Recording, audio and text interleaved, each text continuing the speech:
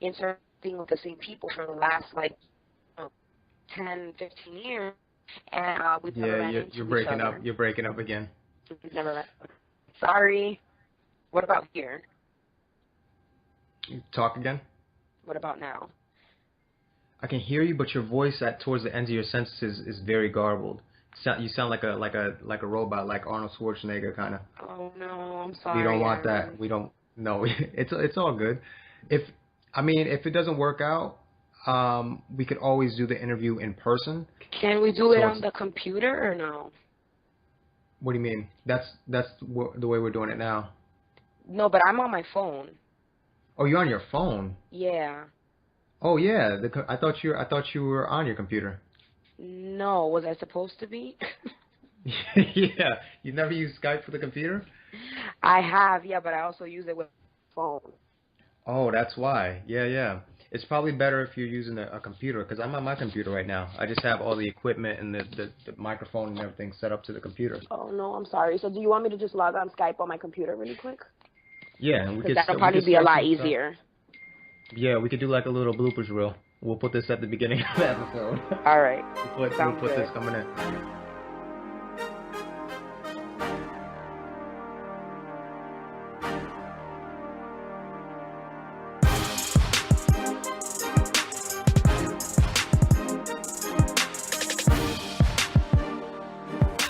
Welcome to the Creation Grounds podcast, where we break down the success, habits, and the life of people in creative fields and discover how they've gotten to where they are, what they aspire to be, and how you can live your dreams too.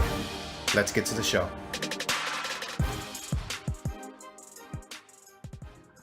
Hello? Hey, what's up, Glenis? Hi, can you hear me? Oh, much better. It's so much clearer. Okay, perfect. So, welcome to the Creation Grounds podcast, Glenis. We are excited to have you.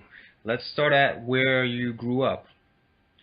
I grew up in the Dominican Republic and New York. And New York. So, in DR, where were you from in DR? I was from the second largest city in the country called Santiago. Santiago, and you found your way to New York. So, when did you come to New York, and what was that experience like for you? I got to New York in 2001, right before 9/11 happened. Right before? Yes, so like about 3 weeks before 9/11. Well, that's an introduction to the city. How'd you feel about that? It was a little traumatizing, to be honest with you. I mean, I'm sure for everyone. It gave me a complete different view of New York City and feeling unsafe in this new place. So it was definitely an experience to go through.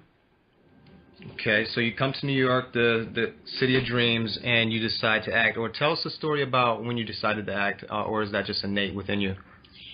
Yeah, it's always been kind of in me since I was a kid. I've always been like super creative and artistic. And I always I always found acting to be so fun.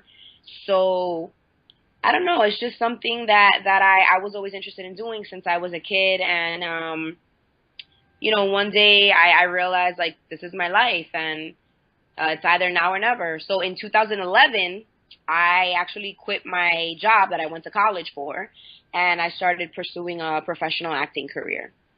What was that job that you were in before? I worked at a domestic violence agency called My Sister's Place, and I worked with teenagers and youth in regards to teaching them about healthy relationships. It's very cool. So that's seems like you're you are, because I know you personally. You're a very strong individual. So what does strength mean to you, and who defines that for you, and who inspires you? Strength is a very interesting word. Two of the strongest people I know in my life and, that kind of keep me going and give me strength are my parents. My parents are, two of the most amazing human beings ever created. And they're super supportive, super loving, open. I mean, there are very few things that I feel sometimes I can't take to my parents. Probably, nothing. I've said pretty much everything to my parents. and they're just always there, like regardless. It's just such an unconditional love and unconditional support, and that's something that you do need in this acting industry. Or in general, I think Yeah, in that's general, pretty across too. the board. So the strength mean to you like love and support? I think, there's definitely strength in that, in love, Absolutely. right? Yeah, absolutely. So tell us a little bit about a play that you're doing or that you have done that you're most proud of. Um, well, I think one of the plays, well, so one of the things that I've been involved in that I'm most proud of is a show that I'm currently in called Platanos and Collard Greens, which is an off Broadway show, but it's been very popular in New York for about, I believe, the last 15 years. Um, so that is really exciting for me. And what's that show about? The show is about, it's kind of like a modern day Romeo and Juliet. And it's about an African American guy and a Dominican girl that kind of fall in love, but their families don't really want it to happen. And the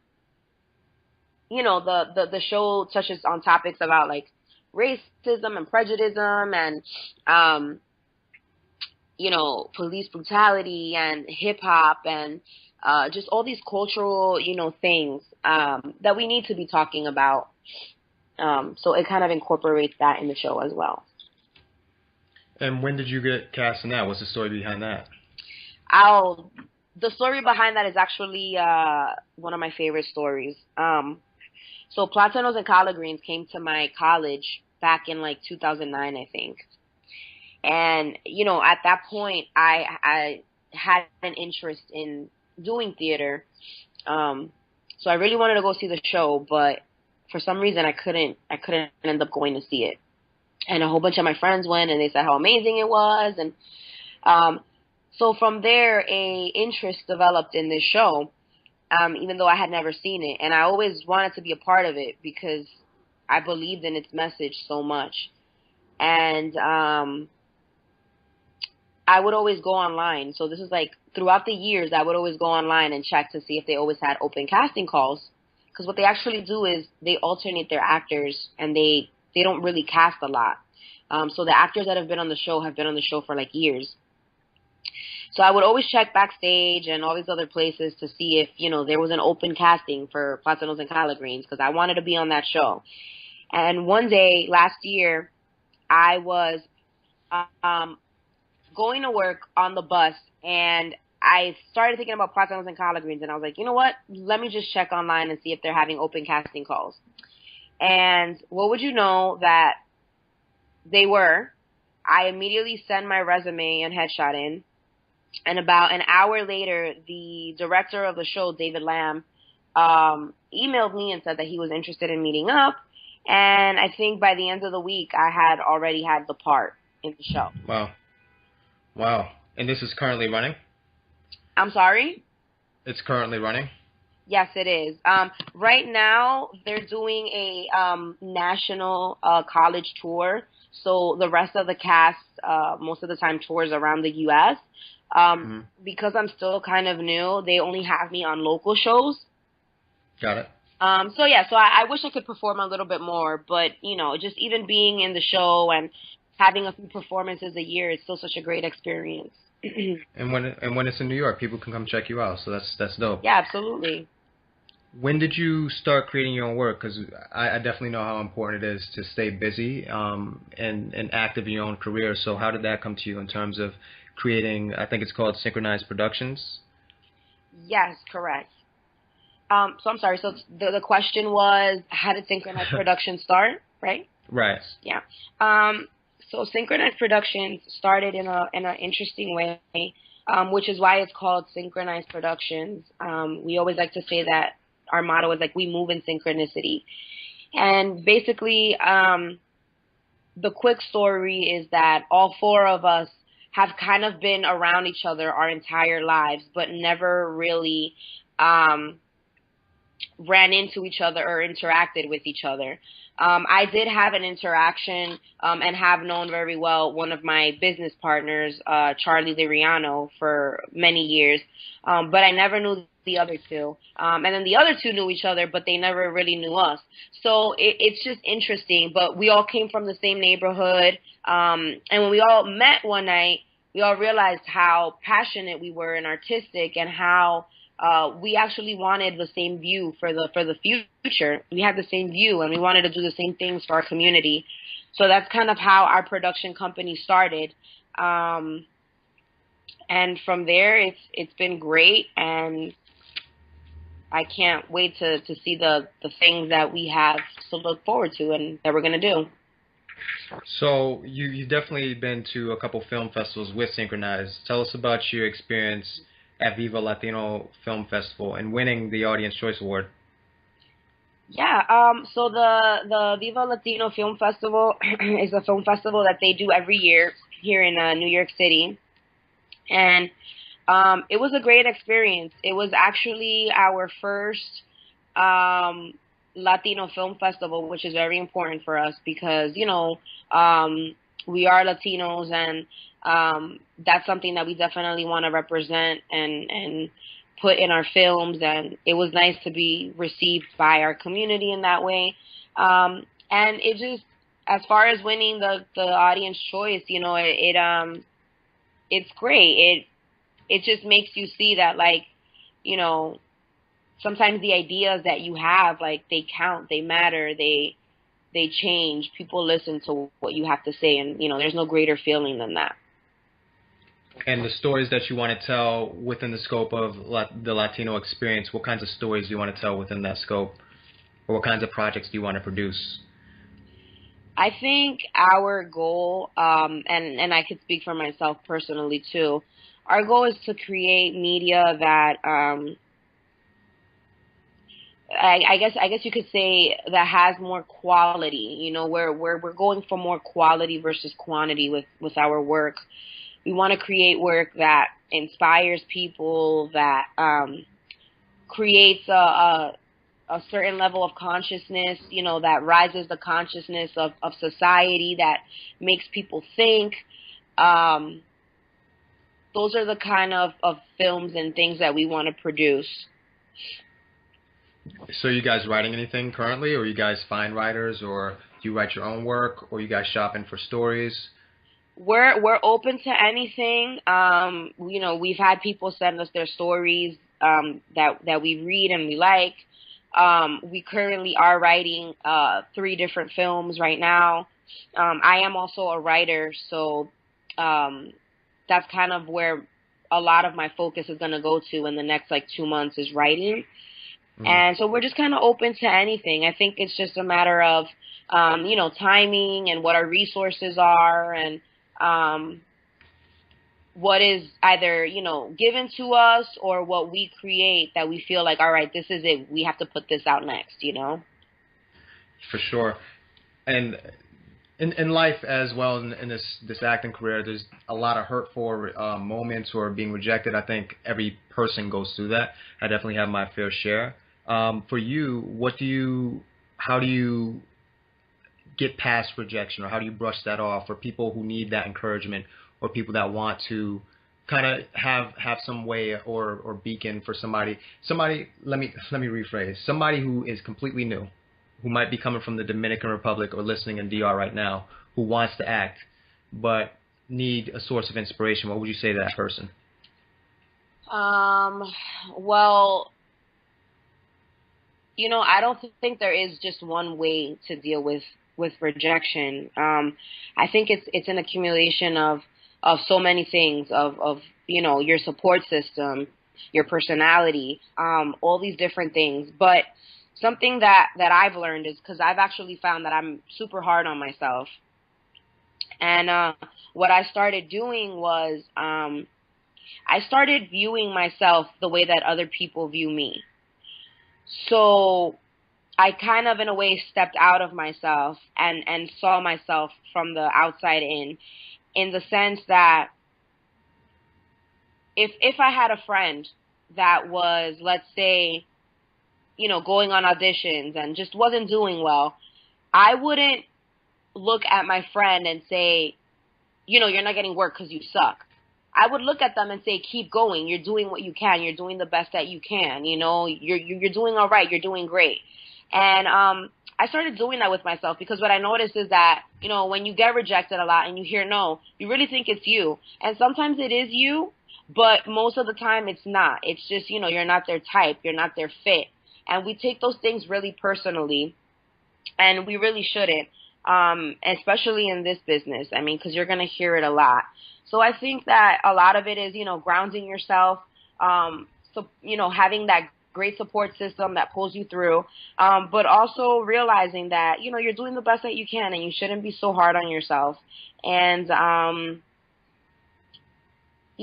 rejection isn't always a bad thing. I mean, Helps you grow. Yeah, exactly. It helps you grow, and you hear a million no's, but when you finally hear that one yes, it's like the best yes you'll ever hear in your life. That's all you need. That's all you need, that one yes. So what is a resource, a song, or a book that you turn to stay empowered? Do you have anything specifically, or you just kind of like go to that thing where you look from the outside in? Is that what it is for you? I definitely have books and music. I love music. I love music. Um, Who you listening to nowadays?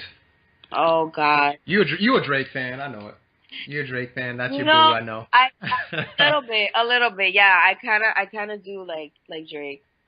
He's dope. He's dope. Yeah, I didn't like his comment about the whole depression with the Kid Cudi thing, but other than that, I do like him. But I do like to listen to music. You know what's interesting? I like to listen to music that reminds me of movie trailers. So I'm the yo, bruh. I do the same thing. Is I that do the same thing. It's true. weird? It's true. That the epic like na na na na na na na na na na na na. I listen to that sometimes when I'm working out or something. So you're not the only one. Okay, yeah. So I Yeah. listen to a lot of that.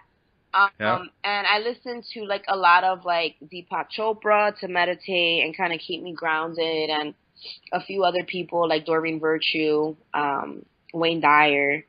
So those are kind of people that I turn to when I feel like my life is crazy. That's dope.